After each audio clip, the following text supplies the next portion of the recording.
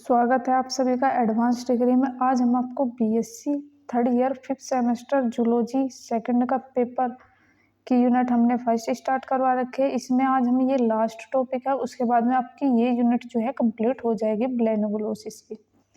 और इसमें हमने सभी टॉपिक डिस्कस कर लिए, ये लास्ट टॉपिक है। उसके बाद में आपका सिफेलोकोडेटा जो यूनिट है वो स्टार्ट हो जाएगी, वो भी लेक्चर आपको जल्दी मिल जाएंगे। और जो आपके फर्स्ट यूनिट है यानी कि फर्स्ट पेपर जो है उसकी फर्स्ट यूनिट कंप्लीट करा दी, उसकी भी सेकंड यूनिट चल रही है और हम बहुत जल्दी ही बॉटनी के जो लेक्चर है वो भी लेकर आने वाले हैं। तो देखिए ब्लेनोग्लोसिस होता क्या है, मैंने आपको इसके habit and habitat previous lecture में बताए थे कि इसके हैबिट एंड हैबिटेट क्या होते हैं। आज हम देखेंगे इसकी मॉर्फोलॉजी के बारे में डिस्कस करेंगे। Morphology and anatomy, physiology and development Balanoglossus, ये आपकी यूनिट में टॉपिक है और इस तरीके से ये पढ़ने हैं। तो आज हम वो डिस्कस करेंगे कि मॉर्फोलॉजी क्या होती है, anatomy and physiology and development Balanoglossus के। तो चलिए वीडियो को स्टार्ट करते हैं कि ये होता क्या है। तो सबसे पहले इसका इंट्रोडक्शन देखेंगे कि ब्लेनोग्लोसिस होता क्या है। तो Balanoglossus is the marine animal belong the phylum Hemichordata, is the commonly known as the acorn worm. तो ये कैसा होता है, ये देखिए, ये जो ब्लेनोग्लोसिस होता है एक समुद्री जीव होता है जो कि हेमिकोडेटा संघ का सदस्य है। इसमें सामान्यतः एकान वन कहा जाता है। तो इसे क्योंकि इसमें वोन लाइक स्ट्रक्चर पाई जाते हैं, इसे आपने देखा होगा एक टेल टाइप स्ट्रक्चर पाई जाती है। तो it is the great interest in zoology because it is the so features that are similar to both invertebrate and chordates, making in the important evolutionary link. तो इसमें क्या बोला गया है, यह जीव विज्ञान एक महत्वपूर्ण है, यानी कि जूलॉजी जो है, जूलॉजी को हिंदी में जीव विज्ञान बोला जाता है। तो ये क्या है, ये बहुत ही इंपॉर्टेंट है क्योंकि इसमें कोर्डेट यानी कि जिनमें स्पाइनल कोड पाई जाती है, कोर्डेट जो होते हैं या रज्जु दंड बोला जाता है, और जो नॉन कोर्डेट होता है यानी कि जिनमें स्पाइनल कोड नहीं पाई जाती, इन दोनों के लक्षण पाए जाते हैं जो जूलॉजी या जीव विज्ञान जिसे बोला जाता है, जिसमें एक विकास की दृष्टि से एक मध्य इवोल्यूशनरी लिंक माना जाता है। तो इनमें ये दोनों इंटरकनेक्ट होते हैं यानी कि वर्टिब्रेट और इनवर्टिब्रेट। अब इसका क्लासिफिकेशन देखते हैं। तो जो क्लासिफिकेशन है, इसका जो किंगडम है वो क्या है, एनिमिलिया, यानी कि जंतु जो है। जो फाइलम हुआ है वो हेमिकोडेटा, और जो क्लास है वो एंट्रोपोनस क्लास है इसकी। अब देखते हैं इसका ऑर्डर जो है वो है एंट्रोपेंस्टा, और जो फैमिली है वो प्राइटोडाइड है, और जो जीनस है वो ब्लेनोग्लोसिस इसका जीनस है। उसके बाद में देखते हैं, अब इसे देखते हैं जो इसका हैबिटेट होता है यानी कि जो आवास होता है वो क्या होता है। तो Balanoglossus is found in shallow marine water. तो ये कैसे रहता है, जो पानी होता है, जो उथला हुआ जल होता है उसमें ये पाया जाता है। In lives the barrier on suddenly of muddy sea float, it's the benthic tube dwelling animal. तो ये रेतीले कहाँ पर पाए जाते हैं, जो रेतीला होता है यानी कि जो कीचड़, जो रेतीले स्थान होता है जो कीचड़ युक्त होते हैं, तल जो सुरंगे यानी कि जो सुरंगे होते हैं उन पर पाया जाता है। और ये एक बेथिक समुद्र तल पर रहने वाला जीव होता है। तो कैसा होता है, ये समुद्र तल पर रहने वाला एक टाइप का जीव होता है। उसके बाद में इसकी बॉडी स्ट्रक्चर देख लेते हैं। जो इसकी बॉडी स्ट्रक्चर होते हैं वो 3 पार्ट में डिवाइड होते हैं। मैंने आपको प्रीवियस लेक्चर में बताते हैं, प्रोबिस, कॉलर और ट्रंक। जो प्रोबिस वाला पार्ट होता है वो ऊपर वाला पाया जाता था, जो कॉलर होता है तो वो गर्दन वाला कह सकते हैं यानी कि प्रोबिस कॉलर से नीचे वाला पार्ट, और जो टंक वाला पार्ट होता है यानी कि वो टेल टाइप पार्ट पाया जाता है।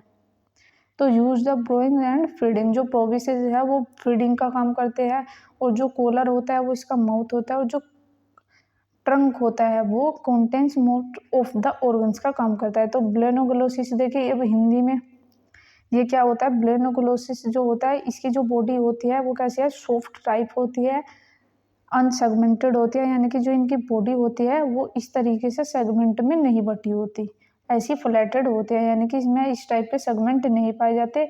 ये क्या होती है, ये कोमल होते हैं यानी कि सॉफ्ट पाए जाते हैं, कीटाणु के आकार का होता है, जैसे कीटाणु होते हैं इस आकार का ये पाया जाता है, जिसमें 3 मुख्य भागों में बांटा गया है। पहला है प्रोबेसिस, कॉलर और ट्रंक, यानी कि जो प्रोबेसिस होता है वो खुदाई और भोजन का काम करता है। दूसरा जो है वो मुंह पर स्थित होता है। जो कॉलर होता है वो कहाँ पर स्थित होता है, मुंह पर स्थित होता है।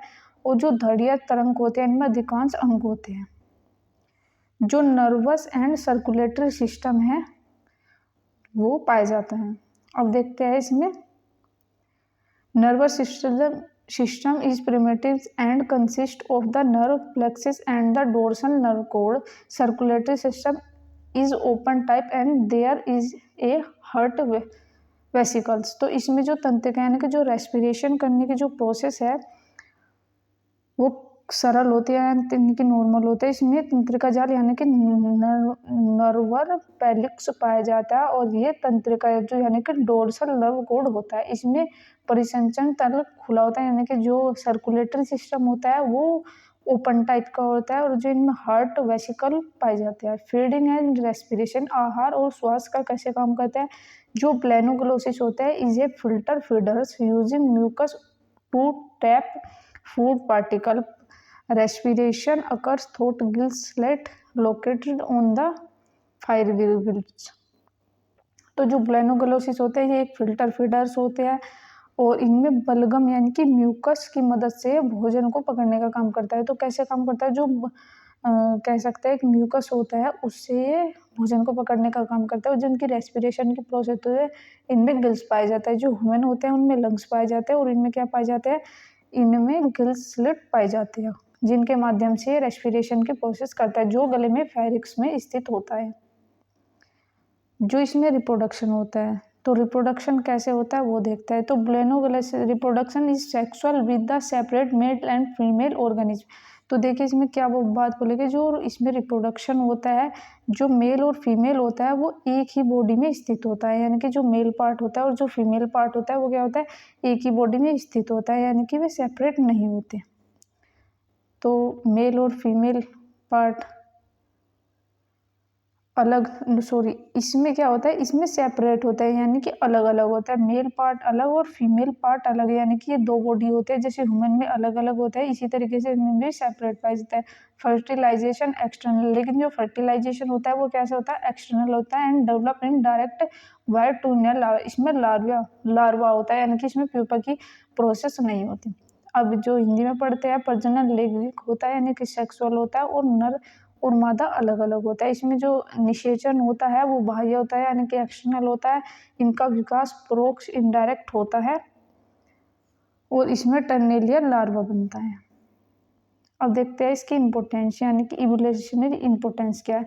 तो ब्लेनोग्लोसिस show similarity with the caudate such as the फेरोक्सिल Gill slit dorsal nerve code notochord like structure स्टोमेटोकोड hints it is the कैलिड connecting link between non कोडेट्स and caudate.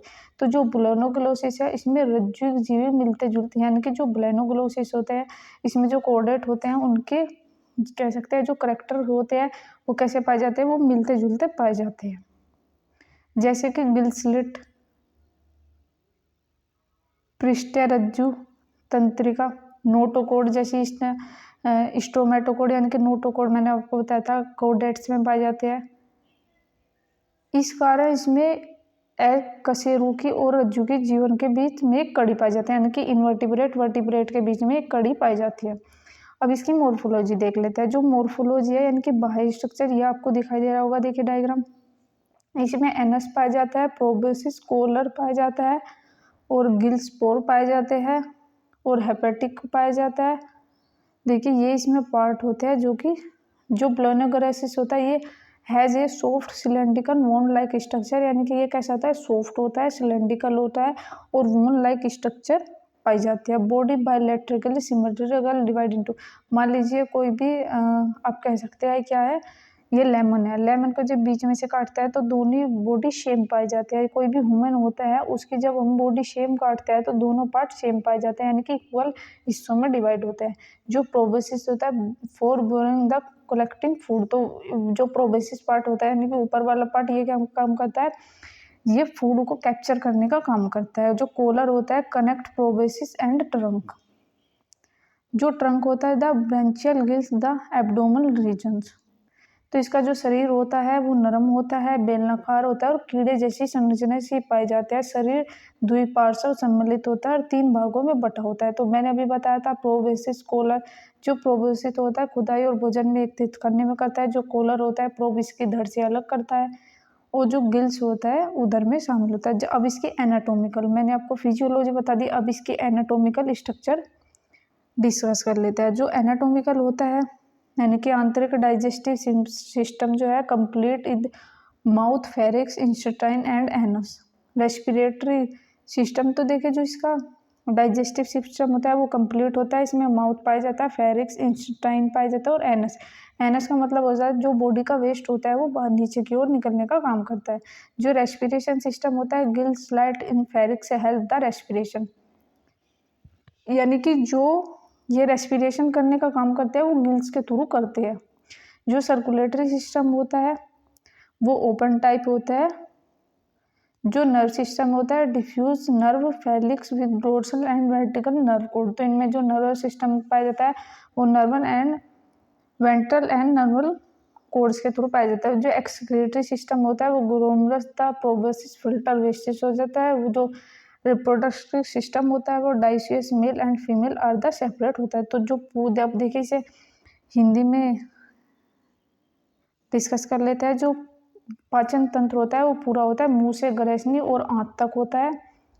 इसमें जो श्वसन होता है वो ग्रसनी से गिल छिद्र होते हैं और जो श्वसन में सहायक होता है। जो सर्कुलेटरी सिस्टम होता है वो तंत्र खुला के प्रकार का होता है और रंगहीन होता है। जो ब्लड होता है उसमें कोई भी कलर नहीं पाया जाता।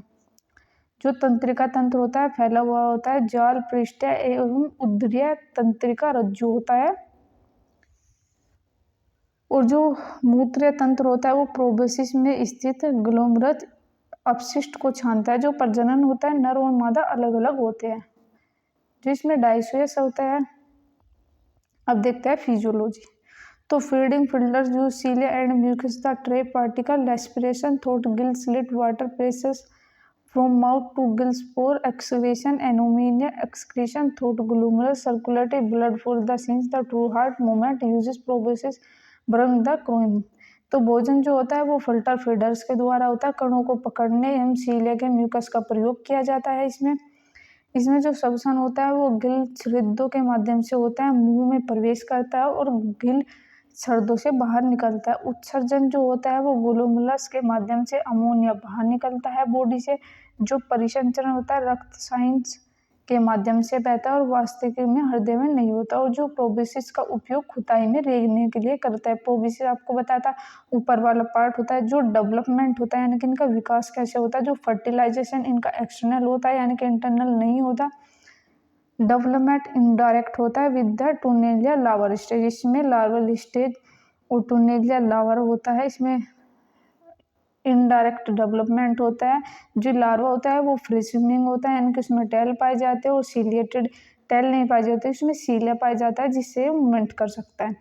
उसके बाद में इकाइनोडर्मेटल लार्वा होता है। So similarly with the chordate during larva stage pharynx gill slit होता है। अब इसे हिंदी में देख लेता है। जो निषेचन होता है वो बाहरी होता है, विकास अप्रत्यक्ष होता है जिसमें टर्नेलिया लावा के चरण होते हैं। टर्नेलिया लावा स्वतंत्र रूप से तैरता है और सिलिएटेड होता है। और जो इकाइनोडर्मेटल लार्वा होता है उसके जैसे लगता है। लार्वा की जो अवस्था होता है वो कोर्डेटों में समानताएं दिखाई देती है जैसे गिल छिद्र। तो देखिए ये आपका यूनिट, ये जो आपकी यूनिट है ये आज आपकी कंप्लीट हो गई फर्स्ट यूनिट। अगली यूनिट हम कल से स्टार्ट कर देंगे यानी कि इसका अगला लेक्चर जो है वो कल से आ जाएगा सेकंड का। बहुत जल्दी हम आपको सभी पेपर करा देंगे। उसके बाद हम आपकी बॉटनी स्टार्ट करेंगे। तो जो भी student zoology botany BSc final year में ले रखे हैं तो आप हमारे चैनल से जुड़े रहिए। तो थैंक यू गाइस, मिलता है किसी नए टॉपिक के साथ में। जब तक के लिए आप पढ़ते रहिए हमारे चैनल से।